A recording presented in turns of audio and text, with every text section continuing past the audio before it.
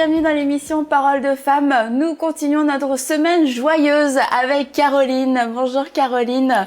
Bonjour Caroline, Annabelle. qui vous l'avez remarqué, j'espère, est vraiment un témoignage authentique de la joie. Et Caroline est aussi l'assistante de Pasteur Joël, qui est pasteur de l'église EVQ, l'église de la Victoire du Québec. Et quand t'es arrivée du Cameroun, t'as commencé rapidement à servir à, je sais plus ce que t'as fait en fait au début. Et puis, rapidement aussi, tu es devenue l'assistante du pasteur Joël et tu étais déjà assistante de ton pasteur quand tu étais au Cameroun, c'est ça? Exactement. Quand je suis arrivée, j'étais déjà prête dans ma tête. Je m'étais déjà prêtée que je m'avais servi au Québec. Ah, je pensais que j'étais déjà prête à devenir assistante du pasteur Joël. Peut-être dans mon esprit sans le savoir, mais je voulais servir. Moi, tout ce que je voulais, c'était servir. Puis quand je suis arrivée ici, la première chose que j'ai faite, c'est que je me suis acheté une imprimante parce qu'il fallait que je commence quand je serve, que je fasse des affaires, puis que je vérifie. Mais en tout cas, j'aime quand c'est bien fait. Ce qui fait que tout de suite, je suis arrivée, j'ai apprêté mes choses, puis il m'a demandé est-ce que tu peux m'aider à faire telle chose. Oui, pour moi, c'est toujours un privilège quand on me demande de faire quelque chose pour Dieu. Puis je le fais. Puis en faisant comme ça, il a vu le potentiel. Il le savait peut-être avant, mais il a vu lui-même que... Oh, il a vu ton cœur qui était vraiment bien disposé. Puis il savait que c'était une personne comme toi qui avait besoin pour l'assister. Et t'es l'assistante du pasteur Joël, mais en même temps, t'es l'assistante de Mathilde aussi parce que ça a soulagé leur vie, que tu sois entrée dans leur vie. Totalement. Oui. Donc tu peux lui dire merci publiquement. Merci. Merci vraiment. On t'apprécie infiniment. Et on se demande là, c'est quoi le rapport, l'imprimante, j'ai pas compris le rapport non plus, Caroline, assistante du pasteur, et pourquoi, c'est quoi le rapport avec la joie? C'est parce qu'en fait, nous allons parler de la joie du service, qu'il y a plus de plaisir à donner, il y a plus de joie à donner qu'à recevoir. Et hier, on a parlé de cette joie du contentement, de savoir se satisfaire et d'être reconnaissant pour ce que nous avons, mais il y a aussi une joie à donner, une joie pas seulement pour moi, ma vie, ce que j'ai, mais vraiment cette joie, je donne, je sème, et entre autres, par le service, par le biais du service.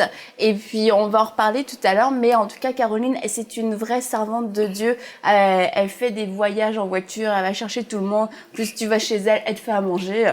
Donc, tout le monde va t'appeler Caroline après. Je fais ta pub du service. Oui, c'est ça. Et vous, en tant que femme de pasteur, Mathilde et Anne, vous savez c'est quoi la joie du service et aussi quelle est la joie que peut procurer une église locale. Quelquefois, on le sait pas. Quelquefois, c'est comme, oh, l'église locale, c'est tout sauf la joie. Mais en tant que femme de pasteur, dites-nous quelle joie, quel privilège les gens ont de faire partie d'une église locale. Il y a une chose qu'on dit à notre église très souvent, Annabelle, et tu sauras qu'on dit à l'église qu'on est une famille. Ah, j'ai jamais entendu ça. On aime bien dire à l'église La Victoire, à notre église, que nous sommes une famille vraiment naturelle, pas simplement spirituelle, mais vraiment c'est une atmosphère où nous on est comme en tant que pasteurs principaux, on est comme des parents pour les gens qui viennent à notre église et on l'est vraiment souvent dans le naturel, on l'exerce et c'est vraiment une bénédiction de pouvoir dire que on couvre, on garde des gens dans les voies de Dieu. C'est un privilège de servir Dieu dans la capacité où on peut aider les gens à les secourir dans leurs besoins, leur accorder la prière quand ils ont besoin. Je réalise souvent quand on fait de la relation d'aide ou coup de téléphone, des fois c'est plus long, des fois c'est plus court, mais on change de destinée. Et ça, c'est vraiment une joie de... Et qu'en fait, les gens qui reçoivent votre aide en tant que pasteur, ces gens-là, j'aimerais que au cours de l'émission, on puisse réaliser que le fait d'être dans une église, de recevoir du conseil pastoral, c'est une source de joie pour nous en tant que brebis, parce que ça nous encourage, ça nous aide, ça nous protège. Puis quelquefois, on est un peu familier avec ça, on se rend pas compte que comme un parent qui relève son enfant, c'est une source de joie en fait parce que il va être soigné, il va être secouru, et puis quelquefois on pense pas à cette joie-là qu'on a d'être assisté dans nos besoins par une équipe pastorale, par une église locale. Et toi, t'en as fait une autre expérience? Même, je pensais, pendant que parlait Mathilde, je me dis, mais maintenant, on est à l'ère du numérique et il y a des gens peut-être qui sont chez eux, qui nous écoutent et qui fréquentent plus d'église locale. Mais l'église locale, c'est vraiment le premier endroit où on va servir Dieu. Et on sert parce qu'on est une famille, on est un édifice fait de pierres vivantes. On n'est pas des individus perdus sur la surface de la planète. On n'est pas juste à l'église locale pour recevoir le message le dimanche matin ou pour chanter des louanges, mais on est vraiment là pour partager. Puis, ce qui est une grande joie, hein, ça fait partie des grandes joies du ministère. Comme tu disais, on est une famille, on est un peu la mère du troupeau, hein, en tant que femme du pasteur principal. Et moi, je sais que ça fait bientôt 13 ans qu'on est dans l'église où on est. Donc, j'ai vu des gens grandir, j'ai vu des gens arriver, changer. J'ai vu des jeunes arriver, paumés, qui sont maintenant vraiment des bénédictions dans l'œuvre de Dieu. J'ai vu des familles se former, j'ai vu de belles choses. Puis on a vraiment ce regard de mère qui est satisfaite de voir les belles évolutions qu'il peut y avoir. C'est sûr qu'il y a aussi des sujets de tristesse, il y a des combats, mais c'est quand même très gratifiant de voir qu'au fil des années, on va déposer dans la vie des gens, ne serait-ce que de petites choses après petites choses. Un jour, il y a quelqu'un qui m'a dit, une dame de l'église qui m'a dit quelque chose qui m'a fait vraiment très plaisir. C'était une époque où, à cause de ma santé, j'ai peut-être été un peu moins présente pendant quelques temps. Et puis, je lui disais, je regrette de pas pouvoir faire plus, je voudrais faire plus. Puis là, elle me dit, mais non, mais rien que de te voir là, assise aux réunions, juste, t'es là. Puis, juste ça lui faisait du bien. Puis je me dis, Seigneur, vraiment, c'était la présence rassurante. Juste la présence, voilà, t'es là. T'es juste là, puis ça me fait du bien que tu sois là. Je me suis dit, c'est ça la joie de servir. C'est-à-dire que Dieu va se servir de nous, de notre présence, de nos petites choses ou de nos grandes choses, pour bénir d'autres et changer la vie des autres. Et ce qui arrive avec notre rôle, c'est que Dieu a déposé en nous un mandat, Dieu nous a confié un troupeau, et nous, en retour, on donne ce que Dieu nous a donné, et c'est une protection spirituelle d'être dans une maison spirituelle. C'est une protection, c'est une bénédiction de pouvoir bénéficier des soins d'un père et d'une mère spirituelle, parce qu'en fait, c'est ça, faire partie d'une église locale. Il y a des gens qui ont un esprit de rébellion, qui par orgueil ne vont pas dans une église, et vraiment ils perdent quelque chose vraiment parce que notre mandat, c'est vraiment de couvrir ces personnes-là, de les guider dans le fond. Nous sommes soumis au bon berger en tant que berger d'une maison, mais nous sommes les bergers d'un groupe de personnes, et vraiment c'est au bénéfice de chaque personne, et puis c'est vraiment une joie pour moi, c'est une joie pour nous de voir les gens qui partent. Des fois, ils arrivent, ils sont en morceaux, en tout petits morceaux, leur vie est brisée, leur cœur est brisé, et puis tu vois, des fois, quelques années plus tard, leur vie a complètement été reconstruite par la parole de Dieu, par le privilège de faire partie d'une famille, parce que il y a le privilège aussi de communier avec des frères, des sœurs, et vraiment pour nous, c'est quelque chose qu'on veut vraiment, qui fait partie de notre vision, c'est de dire, nous sommes une famille spirituelle, et vous y gagnez d'en faire partie. Et c'est vraiment une joie pour nous de materner, de paterniser. Paterner, vous y gagnez d'en faire partie. Ça, c'est clair. Et c'est aussi souvent ce qui pose problème, parce que les gens se disent, bon, ok, l'église locale, peut-être, alors là, de là à servir, de là à donner de mon temps, à m'acheter une imprimante. Tu m'expliqueras tout à l'heure, hein, Caroline. Là, c'est comme, c'est mon temps, c'est mon argent, c'est mes déplacements, c'est ma vie, et c'est comme on essaye de me prendre quelque chose, mais on y gagne vraiment, et d'être utile dans l'église, de se rendre utile dans l'église, ça nous apporte de la joie. Et moi, je peux vraiment le dire, parce que je l'ai vraiment vécu. J'ai été, depuis ma conversion, j'ai été dans 3 églises différentes, parce que j'ai déménagé, j'ai changé de pays 3 fois, donc bon, c'est assez logique. Mais être dans une église, quand on arrive dans une église, il y a toujours quelques semaines qui s'écoulent avant qu'on commence le service.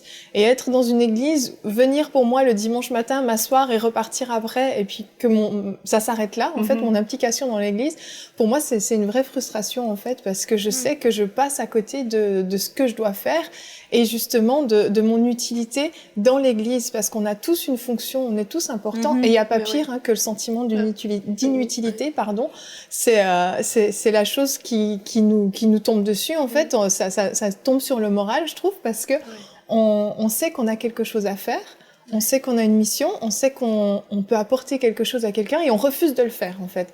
Donc, c'est très frustrant, en fait, même dans une journée. Quand on n'accomplit rien dans une journée, on est frustré le soir parce qu'on n'a rien accompli. Alors, dans une église, quand on est inutile, quand on vient juste pour recevoir et qu'on donne pas, petit à petit, ça génère une frustration. Et d'ailleurs, souvent, on voit les gens qui sont pas impliqués dans une église locale ne s'attachent pas réellement à l'église parce qu'ils viennent, ils se nourrissent, ils repartent. Et il n'y a pas ce lien, puis il n'y a pas ce don de soi aussi. Parce que la vie chrétienne, c'est aussi un don de soi. On donne notre vie à Dieu. Ma vie est là pour te servir, en fait. Et si on s'implique pas dans l'église, il y a justement ce sentiment d'inutilité, cette frustration, cette dépression qui nous tombe dessus. Il n'y a pas plus de joie qu'on peut avoir que quand on donne. Et vraiment, dans le service, j'ai toujours été hyper épanouie. Et il y a des fois où je peux le reconnaître, des fois dans les implications que j'ai eues, des fois j'y allais un peu en traînant les pieds parce que c'est ça, on a toute notre vie, comme tu disais, on est toutes très occupées. Je m'en repens aujourd'hui. Mais je le sais, en fait, je sais que même si, demain j'aurais voulu faire d'autres choses et puis je dois faire ça, des fois on n'a pas envie, mais je le sais qu'après l'avoir fait, je ressens une telle joie de l'avoir fait que ça efface en fait tout sentiment de démotivation à y aller. Et vraiment, quand on donne, ça fait du bien parce que on a porté du fruit. Parfois c'est petit, parfois c'est gros, ça dépend. Mais il faut pas minimiser l'importance du service. Il y a vraiment, peu importe ce qu'on va faire. Moi, dans ma première église, j'ai commencé par faire le ménage dans l'église. J'étais encore étudiante à ce moment-là. Après les études, j'allais à l'église toute seule et puis je faisais le ménage, je nettoyais tout. Les gens le savaient même pas. C'était pas une demande du pasteur, c'est juste que moi je voyais l'état de l'église puis qu'il y avait besoin d'être nettoyé et je le faisais vraiment de bon cœur et j'avais du plaisir à le faire et ça procurait vraiment de la joie. Puis quand je revenais le dimanche et que l'église était propre, en plus il y a un sentiment d'accomplissement, on est fier de soi et ça procure vraiment de la joie. Il n'y a pas de petits services. On n'est pas tous à appeler justement à être des pasteurs comme vous.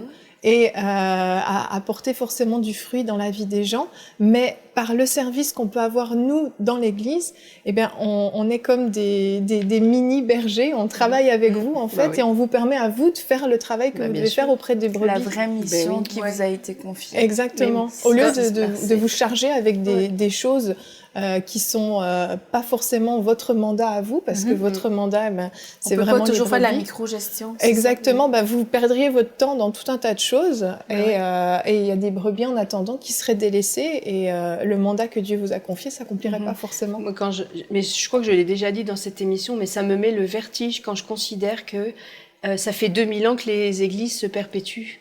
C'est pas des individus qui se perpétuent, c'est des églises. Et si on est dans l'église aujourd'hui, c'est parce qu'il y a des générations, des dizaines de générations derrière nous qui ont perpétué l'église, qui ont servi.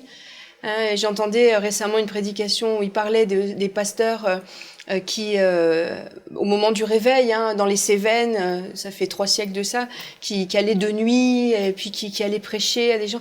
Il y a des gens qui ont servi dans des conditions difficiles, mais qui ont fait une différence dans la vie des autres, et petit à petit, et les églises se sont perpétuées comme ça. Et une église, c'est pas une église s'il n'y a pas le pasteur et tous les autres. Quand on est arrivé dans l'église avec mon mari, ça faisait 8 mois qu'il n'y avait plus de pasteur. Mais l'église était là. Et puis elle tournait, et puis il y avait de l'éducation qui était donnée aux enfants. Il y avait c'est sûr des services qui se faisaient pas, mais l'église était là. Et c'est parce qu'on va servir.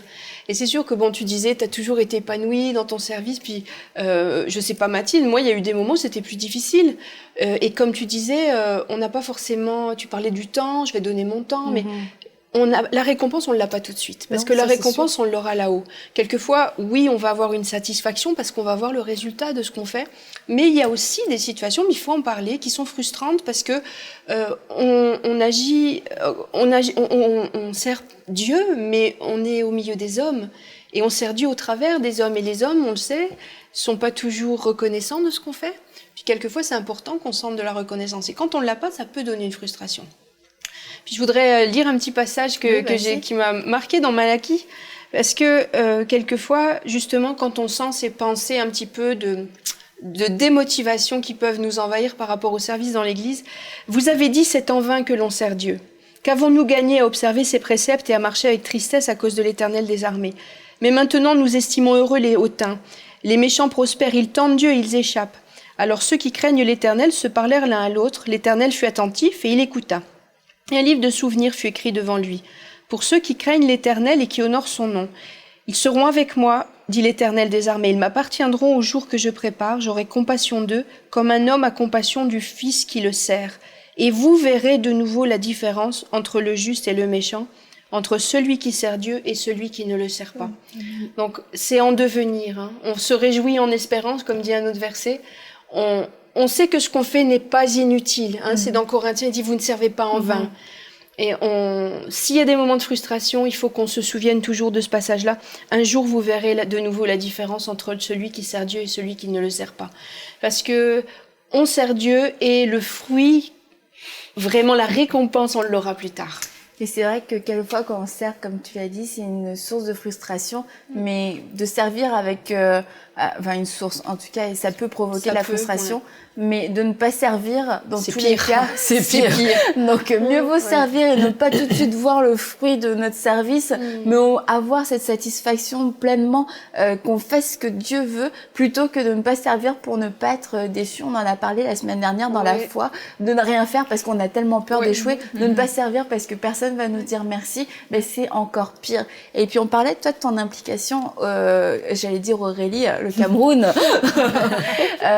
Caroline, on parlait de ton implication à l'église et que tu étais devenue l'assistante du pasteur, mais en fait c'est sûr que t'as pas donné de lettres, t'as pas postulé tout ça, c'est vraiment parce que comme Mathilde l'a dit, le pasteur a vu ta disposition, il a vu que t'étais là comme une fidèle et que t'étais prête à servir dans tout, dans tes petits, grands et tout, et que même sans rien te demander, tu rendais déjà des services un peu à tout le monde dans l'église.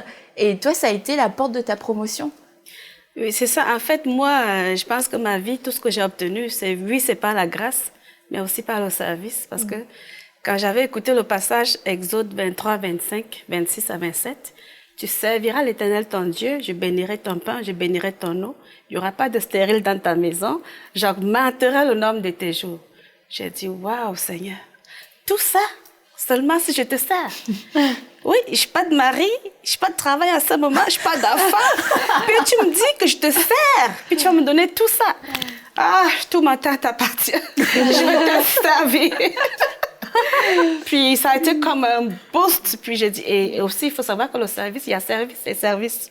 Quand tu sers Dieu, que tu sais que c'est Dieu que tu sers, ton service est différent parce que tu le fais avec tout ton cœur. Mais c'était dans ton église au Cameroun que les gens se battaient pour faire justement, trop quoi. Le ménage, faire le ménage, pour justement, le service là-bas c'est spécial. Moi par exemple, au début, j'ai fréquenté l'église pendant 6 mois. Je savais pas. C'est pas parce que je voulais pas servir, mais j'étais très timide, justement. C'est là qu'on a ressenti le potentiel. J'étais trop timide, donc je n'osais pas. Puis un jour, par hasard, on m'a appelé à la réunion des jeunes. Puis on m'a dit, viens, vas-y. Puis c'est comme ça que je suis allée, parce qu'on m'a appelé. Puis là, on voulait faire le rapport. Mais toi, tu es secrétaire, non? Tu peux faire le rapport. J'ai fait, parce qu'on m'a demandé. Puis après, réunion des jeunes, c'est toi la secrétaire des jeunes. J'ai dit, oh Seigneur, j'étais même pas à la réunion parce que je travaillais. On m'a appelé au téléphone parce que j'avais fait mon rapport. J'avais dit, Seigneur, j'ai fait ton rapport. Il faut que je fasse ça comme ça te plaise. Puis après, on m'a appelé au téléphone, on m'a dit, Caroline, t'étais pas à la réunion, mais c'est toi la secrétaire des jeunes de l'église. On est 2000 dans l'église.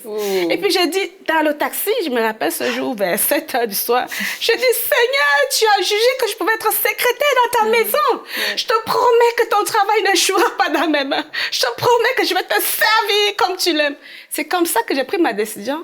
Et j'ai commencé, on avait des retraites, on était une jeunesse vraiment dynamique. On avait des retraites de jeunes, c'est en faisant ça que finalement le pasteur, parce que celui que je suis son assistant, que j'étais son assistante, il était pas là à l'époque, il était dans un autre pays. Puis, en faisant ça, je travaillais vraiment, je passais des nuits à ne pas dormir. J'avais même pas d'ordinateur chez moi. Je partais dormir chez la voisine parce qu'il fallait que je fasse mes rapports. Puisqu'un jour, d'où l'importance d'avoir des bons rapports avec ses voisins, comme on en parlait hier. D'où l'importance d'avoir une imprimante. Puisqu'on m'a c'est ça. Puis le matin, il fallait que j'aille travailler. Donc, c'est quand je rentrais de mon travail que je savais, mon Dieu, j'avais pas de mari, j'avais pas d'enfant, donc j'avais tout mon temps pour servir, mon Dieu. Alors, je le faisais, c'est là où les pasteurs ont vu comment j'étais engagée. J'ai commencé aussi à être placeur, comme on dit au Québec. Comme on dit au Québec. En tout cas, c'est là où j'avais vraiment découvert le goût du service. Et ça te rendait heureuse de servir? Du coup, oui. Tout ce qu'on me demandait de faire dans la maison de Dieu, pour moi, c'était une opportunité. Ah, Seigneur, t'as jugé que moi, je pouvais faire ça. Oh, je vais le faire. Tu le prenais pas à l'inverse, comme jamais. C'est toute la perspective, encore Jamais. une fois, c'est la perspective. C'est pour toi, c'est un privilège. Dieu m'a choisi, sa vie. Dieu m'a jugé digne de le servir dans cette capacité. Oui. C'est pas comme, tu m'as demandé de faire ça. Et là, ça nous attend. Ça va tout changer dans notre cœur quand on conçoit qu'on sert le Dieu très grand. Tu sais, faut réaliser, là. Moi, je me souviens quand je suis sortie des études, ça faisait très peu de temps que j'étais chrétienne, puis je parlais toute seule dans ma voiture, j'avais 4 heures de route, pas d'autoradio, donc je priais. C'était bien mieux que l'autoradio. Et puis je disais, Seigneur, puis là, je réfléchissais tout en parlant au Seigneur, je disais, dans le fond, j'ai le choix maintenant. Ou je vais servir un patron humain, à passer 40 heures semaine, des fois plus, à me décarcasser, faire des heures supplémentaires pour un patron qui sera même pas reconnaissant, ou te servir toi. Puis j'ai dit, Seigneur, c'est toi que je choisis comme patron. Et c'est vrai que la suite de ma vie, à l'époque, je connaissais même pas encore mon mari, la suite de ma vie a prouvé que le Seigneur a entendu cette prière. Mais je voyais mes cousines qui avaient fait des études similaires aux miennes et qui passaient des semaines de fou à travailler dans des grosses entreprises. Puis je me souviens, un jour, une de mes cousines, elle était complètement déprimée parce que il y avait eu une restructuration, puis elle avait perdu son travail. Donc toutes les années, tous les efforts, toutes les heures, les nuits qu'elle avait passées à faire des rapports, mais pas pour le même patron, c'était quelque part perdu. Il y avait aucune reconnaissance en face. Elle avait l'impression d'avoir perdu les années qu'elle avait passées. Je me suis dit, quand on sert Dieu, on fait le bon choix, parce que le temps, il n'y a aucune minute, aucune seconde qu'on va investir pour Dieu qui est perdue. C'est ça. D'une manière ou d'une autre, Dieu va faire sortir un fruit de notre travail. La Bible nous dit qu'il n'est pas injuste pour oublier notre travail. Ouais. Et donc, c'est sûr que Dieu n'est pas injuste pour oublier votre travail, pour oublier votre service non plus. Dieu sait ce que vous faites et Dieu sait que c'est bon pour lui, que ça lui est agréable, et on le fait pas comme Caroline, tu le disais, on le fait pas pour avoir cette promotion humaine, et pour se faire remarquer, parce que en tout cas, si c'est le cas, ne le dis peut-être pas, mais tu faisais pas tout ça pour impressionner les gens, pour dire peut-être que le pasteur va me remarquer puis je vais avoir une place. C'est vraiment parti d'une coïncidence, façon de parler. Et puis finalement, tout ça a amené que tu es devenue l'assistante de ce pasteur-là. Mais je peux quand même dire que c'est pas parce qu'elle a fait sa propre promotion. Ouais, c'est ça. C'est ce que tu veux dire. Vraiment, c'est son cœur qui est vraiment ressorti. T'as pas postulé, t'as pas donné ton CV, t'as rien fait de ça, c'est vraiment... Même si tu t'étais acheté une imprimante. Oui, c'est ça. Mais c'est Dieu qui a mis comme une lumière sur toi, puis vraiment, Pasteur Joël, il a vraiment vu le potentiel en toi. C'est ça, parce que même le pasteur là-bas, quand il est arrivé, c'est l'assistant qui l'a dit, il voulait le secrétaire pour l'aider à faire son rapport de l'église où il partait. Puis on lui a dit, il y a Caroline qui fait... Il m'a appelé, puis j'ai fait son travail, je me rappelle, il voulait me payer. J'ai dit, non! Il dit, mais regarde, t'as fait un travail formidable. J'ai dit, non, je veux la bénédiction. Il a dit, mon Dieu, bénis ma fille! Mon Dieu, je veux des enfants. Bénis ma fille! J'ai dit, amen, c'est ça que je veux. Puis après... En tout cas, ce qui fait que quand moi je venais au Canada, j'avais un peu mal parce que j'étais vraiment impliquée là-bas.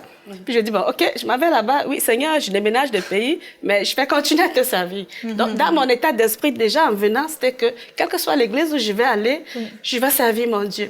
Et c'est Dieu qui t'a donné ta promotion. Pardon, Yveline. Je dis, c'est un point important, ça, de se dire que peu importe où je vais être, je vais servir Dieu. Parce que parfois, on va dire, mais dans cette église, il y a ci, il y a ça, il n'y a pas d'opportunité, je sais pas quoi. Enfin, il y a déjà tellement de monde qui sert, de toute façon, il n'y a pas de place pour moi. Mais peu importe. Si on est dans une église locale, on doit servir. Ça va avec. En fait, c'est pas une option. C'est parce que si on s'implique dans l'église, c'est parce que on fait partie de la famille. On vient pas juste pour chauffer un siège et puis. Et puis il y a des petites choses simples, même si, comme tu dis, on a l'impression que déjà tous les postes sont pourvus, c'est pas vrai. Ah non, c'est infini dans une église. Toujours. Tu peux décrocher ton téléphone et appeler quelques personnes pour les encourager. Tu peux être là à toutes les réunions, rester un peu avant, un peu après pour justement dire une petite parole d'exhortation. Tu peux passer du temps pour prier pour ton église, pour les gens de l'église, pour tes pasteurs, pour toute cette vie d'église. Prier, c'est servir. Et j'allais dire, c'est le service de luxe. C'est vraiment le top du top des services de prier. Donc, c'est pas vrai que et tout le monde peut le faire. Donc, c'est jamais restreint. Puis, c'est pas un bon prétexte de dire, tous les postes sont pris, ils ont pas besoin de moi. Je me rappelle, s'il vous plaît, je faisais tellement de tout à l'église, même le travail dégradant, que des fois, j'entendais les gens dire, la femme du blanc, elle fait tout ça. Puis je dis dans ma tête, le blanc, il n'est pas Dieu. C'est vrai. Puis il n'y a pas de service dégradant. Je me plais là-dedans. Je ne peux pas vivre sans le service. Mais une pensée qui résume bien ce que tu dis, ce qui vient de dire plus tôt, c'est vraiment plus de joie à donner qu'à recevoir. Et quand on donne de notre temps, quand on donne de nos capacités, quand on donne de nos talents, ça peut pas faire autrement que nous procurer la joie et la joie qui vient de Dieu, parce que c'est simplement un principe biblique. Et vraiment, on a besoin de servir pour juste se décentrer un peu de son nombril, de ses propres besoins et de dire, je vais oublier un peu mon propre contentement et je vais vraiment, Seigneur, je vais te donner de qui je suis, c'est toi qui m'as créé, c'est toi qui m'as fait, je veux te redonner en retour, je te remercie. C'est sûr de regarder constamment vers nous, vers ce qu'on n'a pas, vers ce qui va pas, ça vient voler notre joie. Absolument. On est découragé par nous-mêmes, par notre vie, par ceci, puis de regarder la vie de quelqu'un et puis de voir que c'est une source de bénédiction pour nous, ça nous encourage, ou de voir même des gens qui ont moins, qui sont dans des situations encore plus difficiles, et c'est pas parce qu'on se réjouit de leur situation difficile, mais se dire, tu vois, cette personne-là, elle a pas ça, et moi, j'ai ça, donc je vais être reconnaissant, et je vais pouvoir m'investir, j'ai quelque chose à donner, j'ai quelque chose à partager, et ça, c'est clair que ça enlèverait, oui, des heures de médication, etc., de donner de sa vie, de donner de son temps, de donner de son amour, de ce que Dieu a déversé en nous. C'est tellement bon pour nous, et en plus c'est utile pour le royaume de Dieu.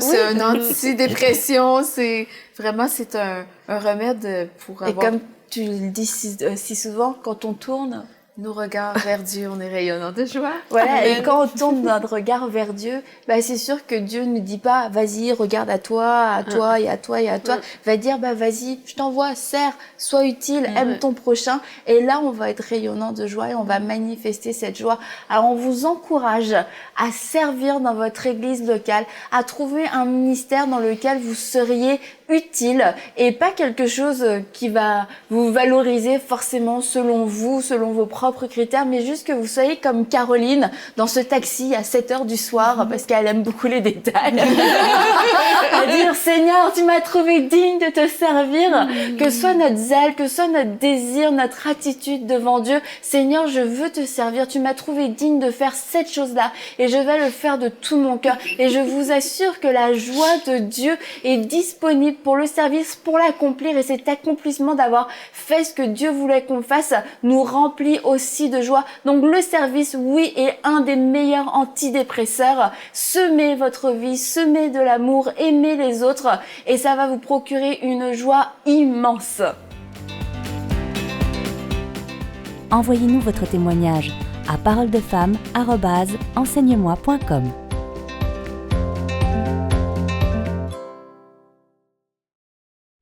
Cette émission est rendue possible grâce au précieux soutien des partenaires d'Enseigne-moi Canal International. Retrouvez tous nos programmes sur emcitv.com.